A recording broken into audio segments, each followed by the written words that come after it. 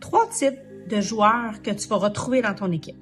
On va les catégoriser par les A players, les B players, puis les C players.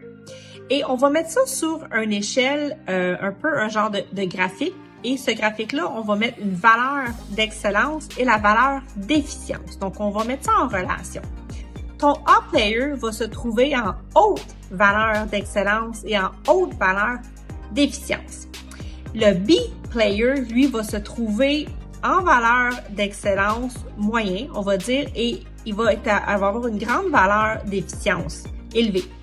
Et le C player, en fait, n'a pas une grande valeur d'excellence et n'a pas non plus une grande valeur d'efficience. Donc, tu ne veux pas avoir de C player dans ton équipe.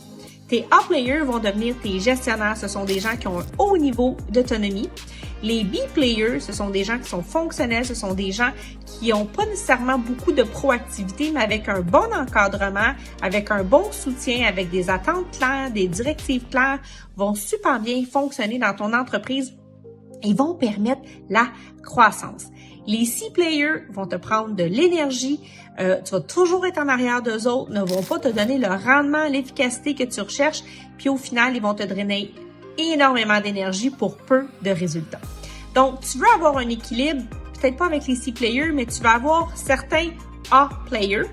T'en veux pas tant que ça parce que ça peut devenir ce sont des leaders nés, ce sont des gens qui ont beaucoup d'innovation, d'initiative.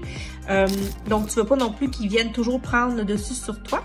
Mais tu veux en avoir, ça peut être des bons gestionnaires à avoir dans ton équipe. Les B players, ce sont eux qui vont faire rouler et grandir ta business, mais qui vont demander un certain niveau d'encadrement et de surveillance. Dis-moi si ça t'a aidé.